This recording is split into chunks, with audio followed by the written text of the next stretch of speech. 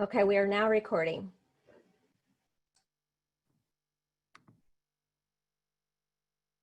All right, I am going to pull up my slides.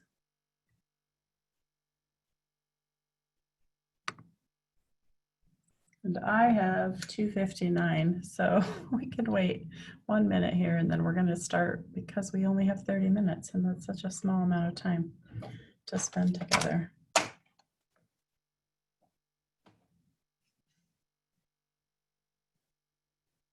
So I'll tell those of you who are there that I have a slide presentation, but mostly my slide presentation is just so you don't have to look at me while I talk at you. A lot of what I say will not be on the slides, but some of it will be reflective.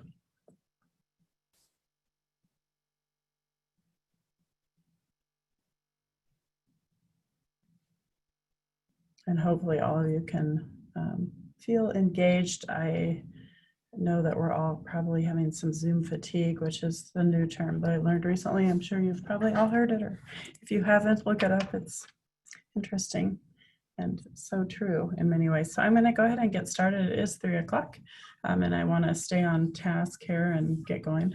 My name is Jennie Garner and this is the Nitty Gritty Policy Manual Makeover. This is a session that I did a few years ago for a library conference at ARSL, or the Association for Small and Rural Libraries, and then I am now translating 50 minutes into 30.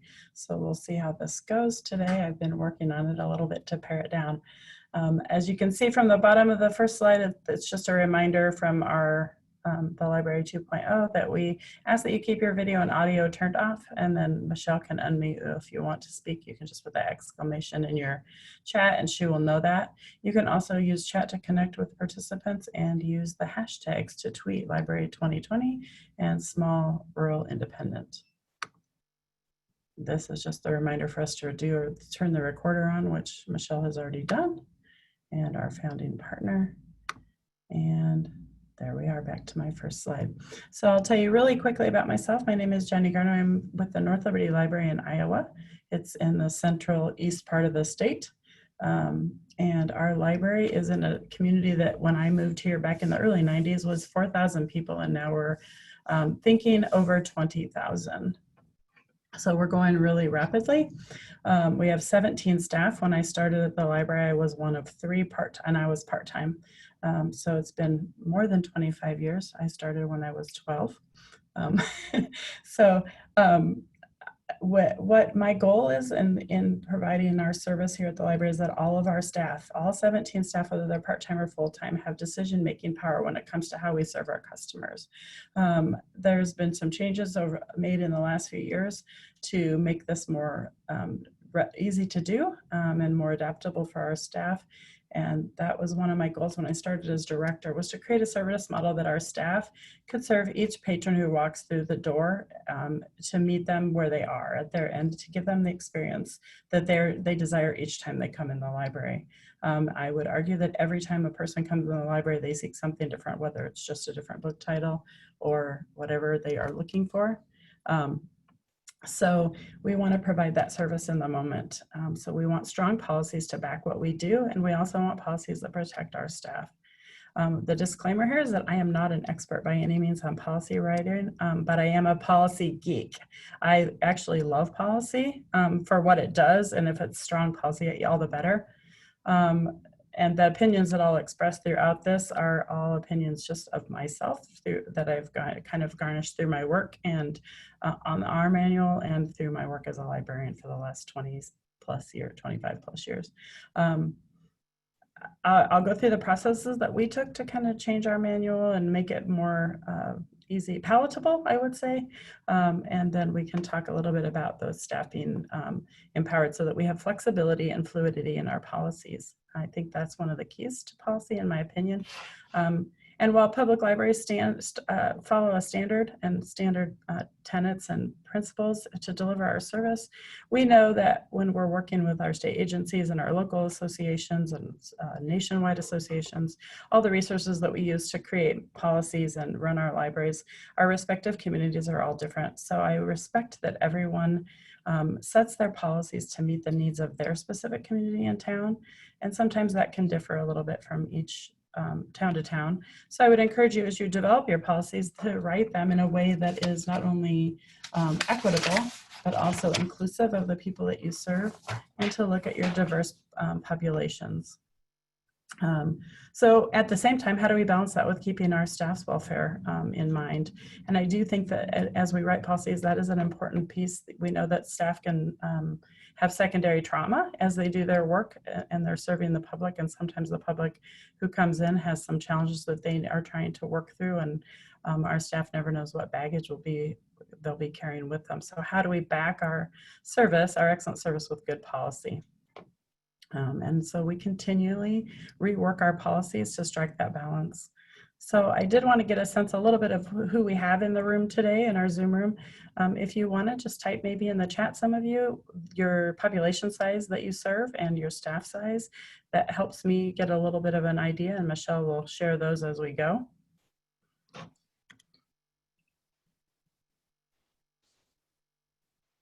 Maybe. I was waiting for some.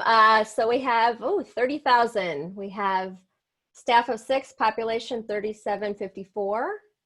So 3,000, 2,600, 3 full-time, 1 part-time. A wide variety here, 8,200.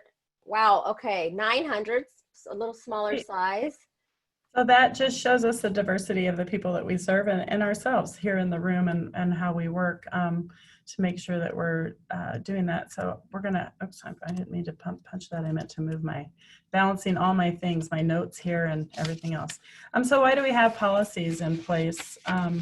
Hopefully we all have policies and use them wisely. When I started as director, we had just a bunch of policies, random policies. We didn't have a policy manual, and we didn't balance our policies very well. So I wanted to have, what did I lose my definition? Sorry guys, there we go.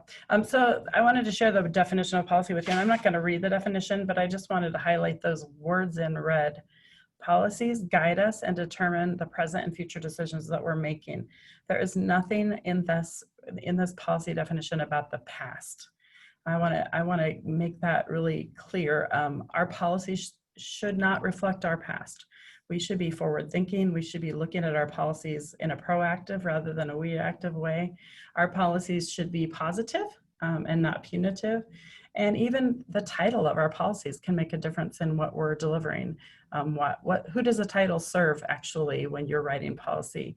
Are your policies available to your public? And what does the policy mean then if your patrons see it? Does your policy understand what it means when if your patrons see a policy that's called operational policy, what does that mean? Policies are meant to guide us in our work, and they should reflect our communities. So why we have policies? Here's the slide that I gave you a preview of a minute ago. Our policies serve a number of purposes. I would conjecture in our library, we have 4 policies that are just required by the state of Iowa in order for us to be accredited. That's our personnel policy, our circulation policy, our collection development policy, and our internet use policy. And those are all part of the requirements, but we have a few more than that, as probably most of you do. I'll get into that a little more as we go down further, but outside those requirements from our entities that we serve, why do we create policies? So as we know, the number one thing to me is that our policies protect our staff and our public. We want to make sure that our staff can do their jobs and do them effectively and allow them some decision-making powers. We also want to offer our public expectations of what the library is doing for them, what they're expected to do when they're in the library. So it ensures them that they're being treated equitably when they come through the doors. Our policies drive customer service, and customer service should drive our policies, I would say. So much of what we offer as librarians and the policies, sorry, I lost my train here. So our policies ensure that our customers receive consistent quality service, and then the staff following policies and delivering the service, then our organizations become more credible. If we're consistent when we offer policy and when we train our staff, then service delivery should look the same to everyone when they come through our doors. We're not randomly making decisions without merit and without any basis. So another key to this, I think at the bottom, you'll see support staff and the board in the event of legal action. That is another one that we all need to consider, but for some policies more than others, I would say. So that's an important one. It's also a good mechanism for us to translate library priorities. It helps us with our planning as we go forward in our planning and other things. So here are some of the components of policy. I don't know if all of your policies, I wish I could see you all and see all your faces. If all of you have every one of these things in every one of your policies, I would be surprised. I see a face. I would be surprised by that. And impressed, I guess. We do not have all of these in our policies, but there's a reason. So we do, in every policy that we have a purpose statement. That's the why of the policy, or the philosophy behind what the policy is. It's literally 1 to 2 sentences in every one of our policies. Then we have the regulations or the rules, which is such a strong word, but that's truly what it is. That's what runs the policy and how we use it to operate with as a staff. Our procedures are actually separated out. They are not in policy. I don't know if any of you have procedures in your policies. We used to use procedures in a really interesting way. We used to use procedures to get around writing policy in our library. We would just change a procedure before I was the director. It was interesting, and we do not do that anymore.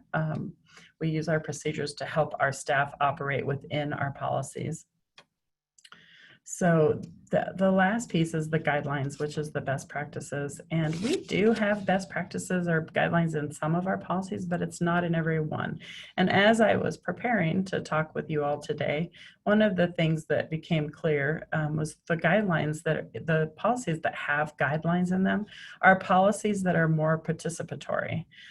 They're policies like collection development, where our patrons are both requesting materials be purchased for the library, or perhaps they're donating to the library. So we want to provide them guidelines to help them understand how the decision-making process is going to go down when they're doing those things. So it's more about the details of how those are operating. And one of our newest policies as well, our art display policy, in which our local artists are able to display work in the library, is another example of how we use participatory policy. And I'm talking, I know, really fast in order to get all this in, but I do want to say, if you have questions, please feel free to do your exclamation point or chime in the chat. Or if you just have a comment you'd like to make too, I'd love to hear what you're thinking instead of me just talking at myself on a screen. And Jenny, there are several comments here. So Lindsay, and I believe Lindsay, correct me if I'm wrong, her statement was we do, but is also partially institutional, university-based. And I think you're talking about the regulations, or was it the purpose statement? If you can clarify in the chat.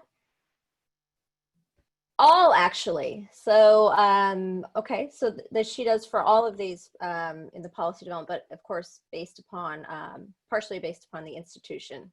Okay, yeah, so that's another piece that's always there. And I can show that in a couple of our policies as well as we go along. It's going to be very different for you, I'm sure, at a university than it is for us as a city. And some of that will become clearer when I describe how our city operates. What else? Oh, Jenny, there's a great question I think is really important to address right now, given the pandemic. Margaret asked, I'd be curious to know if you changed your policies at all with the pandemic. Did this situation prompt you to add anything or change anything? And a follow-up, Yvonne said that their policies have become more visible via web page during the COVID-19 with open Zoom meetings of the library board. Yes, for sure. And I think that is a really interesting thing. The library board is becoming more accessible. In fact, one of my cohorts in our county said that she's never had staff attend a library board meeting until now, and they go to some of her staff goes to almost every meeting. So I thought that was really interesting. Our staff has not jumped on that bandwagon but at my library, but we are finding things a little different. We have always had our policies on our website. I personally, at our library, we have not changed policy for the COVID. At the city level, we have an action plan in our city, and we have at the library level a department plan for how we will be serving during this time. To me, policy is a more permanent stationary thing, even though it's fluid and moving. I still see it as a permanent fixture, where I don't want to put into policy something that we all hope at some time, it's probably going to be further off than we all would imagine, things will be changing. So we will drive our service during this very strange time, like many things, which is that it'll be continually changing. And that's another reason for us to not put it in policy. Our policies, while they are, we do continually look at them and tweak them, they do still have to go through the process of the board and other entities before they are passed. So in order to make those changes, it would be a little more difficult to do it at a policy level. I am lucky in my library situation that we have a lot of autonomy, which I will talk about when we get to our board structure a little bit more. But that for us is not, has anybody else done some changes in their policy based on, I'd be interested and curious to know that.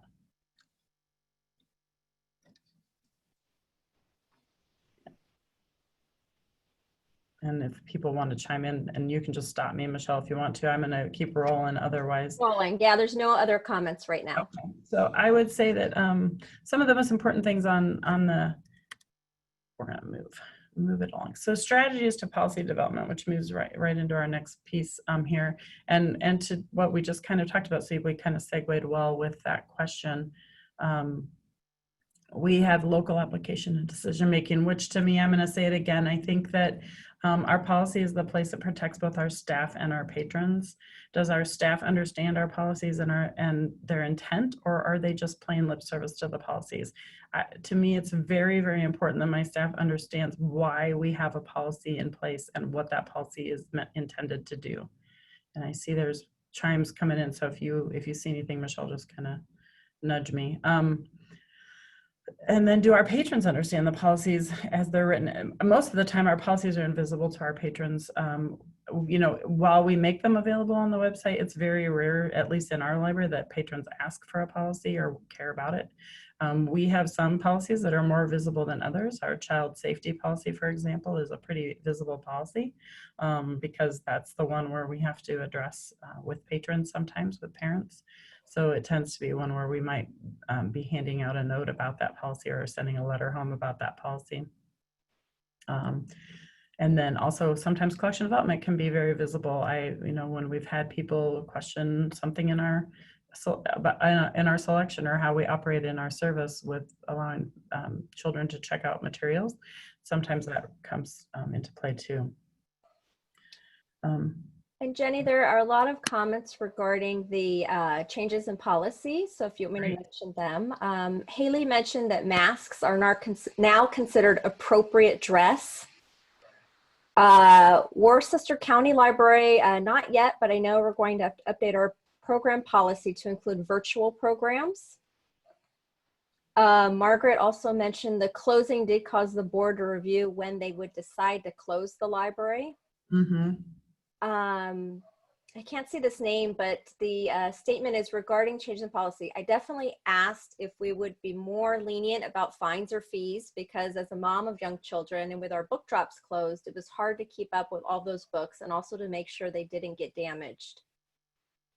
Another individual mentioned minor changes to make sure it is okay to change some of the procedures as needs and to always be following the health authority guidelines. And the policies are still very broad, however. Maudie mentioned that they are currently rewriting our policies and are adding additional remote services due to the pandemic. And Mallory mentioned that the director and board revised the epidemic and public health emergency policy. For example, in this phase of reopening, we're requiring the masks and not allowing unoccupied minors. And those are all the comments. All right, so we're all going through some of these things, I think. We also will be requiring masks. It's just going to be procedure. We don't, at this time, have anything in our policies that says you need shoes and shirt for service, but it's certainly something that we ask people to leave their shoes on for safety purposes in the library. So in our case, the mask is just going to be another one of those things that we ask you to do when you come through the doors for the time being. We require it of our staff as well. And we will still provide service. That was a big sticking point with our city attorney wanted to make sure that as long as we could require the mask, as long as we still provided services if people didn't want to wear the mask. Meaning if they opt out of the mask, we will still give them curbside service and they can still access our computer at the curb. Our laptops are available for checkout at the curb as well.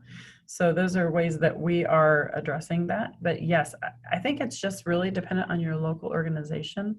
And I will tell you that I have quite a bit of latitude in my position as director here, and it may become more clear in how we operate and do things. But one of the other things I wanted to say, and this was kind of mentioned in one of the comments, is that are your policies not only equitable and consistent for your services and programs, but are they consistent with other policies and practices and procedures? So certainly if you're making a major change to your procedures, it may affect how your policy looks. And we may at some point have to look at our service models, and service may be a big issue in changing that. So I see that we scandalously do not have a program policy in our library. We used to have one, and it was very poorly written and did not cover the gamut of the things that we do. So we try to cover that within our service policy without having a specific program policy. That may also change as we go to a more virtual format. We may be adding that back in. And Jenny, I just want to mention a few more items here. Jody stated that she had attended your presentation at ARSL and is consistently using your library's manual at North Liberty as an integral guide in their policy makeovers. And someone, Tammy did ask if you could share the policy manual that Jody is referencing here. Yes, I will tell you a little secret about that policy manual in just a second. I just want to say that our policy manual just went through a little bit of a revamp. It's surprising to me that every time we look at each policy, we find some weird little edit that we need to do, a missing period or whatever. No matter how many years we've had the policy in place, we always find something. My former director used to change, she didn't use tracking, but she changed the color to purple if she was going to change something in our policies. And we still find words in purple occasionally, no matter, I swear if I select all and change it, there's secret little purple words hidden in there.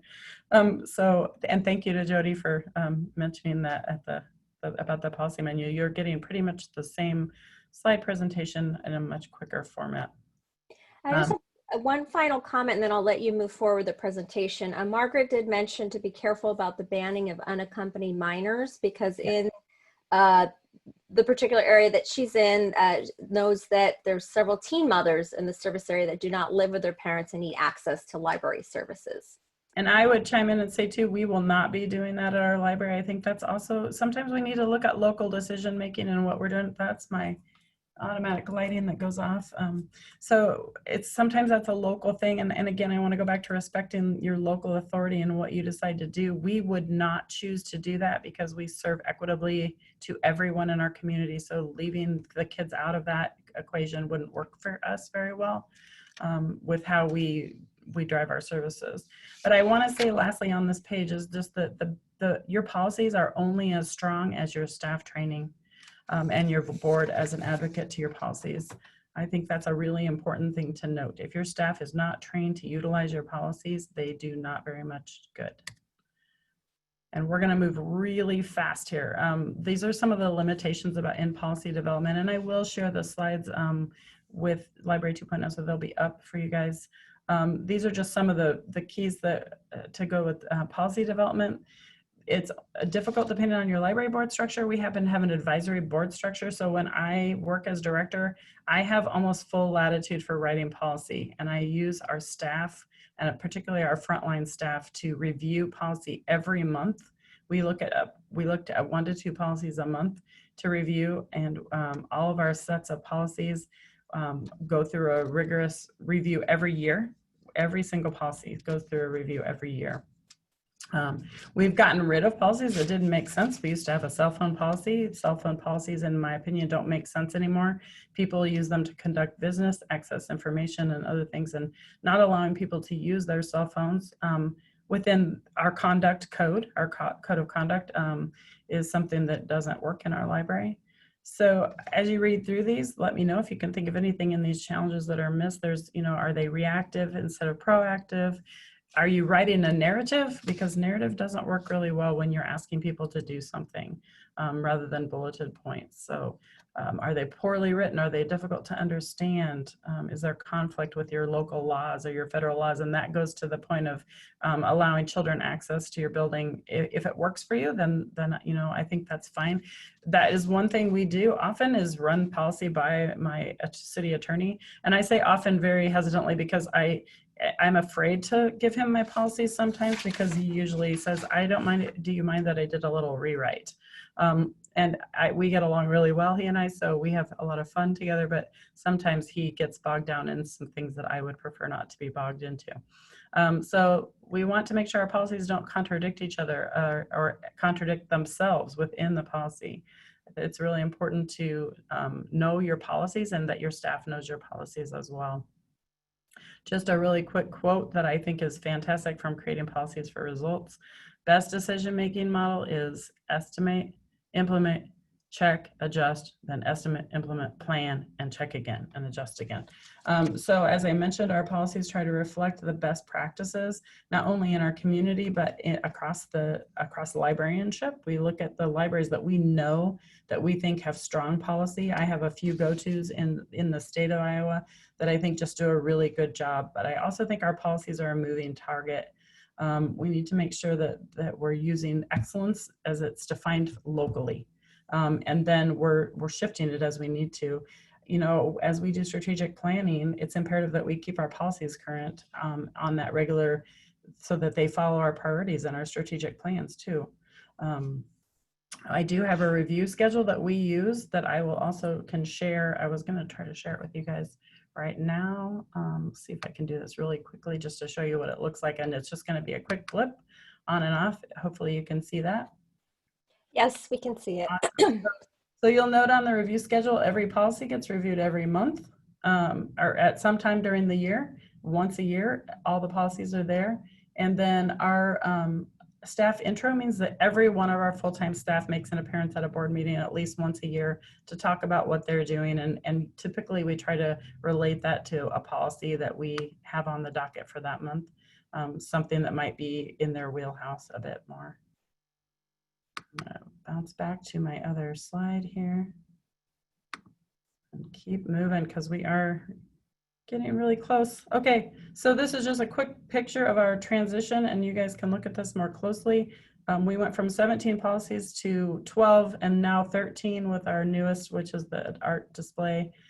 We have a child safety policy rather than a unattended child policy, which I think, again, it goes back to titles and what they look like. We have a service policy, which used to be called an operational policy. So that is what those look like really quickly. The next step is just talking about how your city, county governments or your university plays a role in your policy, as someone mentioned their university. The overarching vision and goals, how does that look in your policy, your personnel, your holidays, your inclement weather? Our city we are a department of our city, so all of our policies reflect our city's personnel policy handbook and how they operate as well. I'm fortunate that the library is given a lot of leeway in our policies compared to some of the other city departments because of our public facing work. All right, so this just kind of runs through quickly our board's role versus our director's role. To me, it's super important that your board understands the big picture. They understand the legal and ethical compliances and they approve your policies. Our board approves our policies every month and they do so knowing that they still have to go through our city council to be approved as we have the advisory board. My job as the director at my library is to bring the policy review to the board and act as their technical advisor to draft new policy and address any issues that come up and to share this with staff what our policies look like and make sure that they're upheld. And so what about your staff? This is really important to me. It's really important to me that our staff are included in all the policy writing that we do, that they ask questions and seek clarification when they don't understand. Every month, each staff person gets a copy of the new policy that's going to be reviewed, and we include them in drafting policy and training and how that looks in our development. Here is just a few places where you can find sample policies on ALA's website. Web Junction, if you go to the topic areas and management, and then at your state, this is just a link to all the public libraries in your state, in all the states, but you know, you can also just, some of us know just where's a strong library that we trust that they're doing something really good and efficient that you can look to as you move forward. This is just my resources, so you know that I just didn't make everything up. And this is me. So if anyone has questions, this is my information. I am going to go back to show you on the resources. The link there on the North Liberty Library Policy Manual is where you can find our policy manual. It has just gone through a formatting change, and I was hoping it would be up so I could just show it to you here, but my marketing person was working on it as I was prepping, and I did not see that she was done with it. So she just got it at 2 today. And it looks like Jennifer did post a link to North Liberty Library's policy. It's a PDF. Looks like it's dated December 2019. I'm not sure. Yeah, that's going to be the older one. Older version. Okay. Is going to be the newer one that's going to be linked to at this link that's on our My Resources page. Excellent. That is it in a 30-minute nutshell. We have time for maybe, I don't know, 1 minute for questions, just so we all stay on schedule if there's any burning question. Otherwise, I'm sure you can email or call Jenny or Jennifer directly, and she'd be happy to address any of your questions. And just so there's no confusion, Jennifer, if she's listening, is my assistant director, our assistant director at our library. So we have 2 of us. 2 Jennies here. She goes by Jenny, or I go by Jenny. She goes by Jennifer, just to keep the confusion down. Okay, thank you. Because on the screen it said Jennifer. So, okay, thank you. I don't see any other questions, so we can wrap it up. And I really appreciate you, Jenny, for your time and sharing this information with us, and for all those that attended this session. Thank you. Thanks, Michelle. Thanks, everybody. Reach out if you have questions.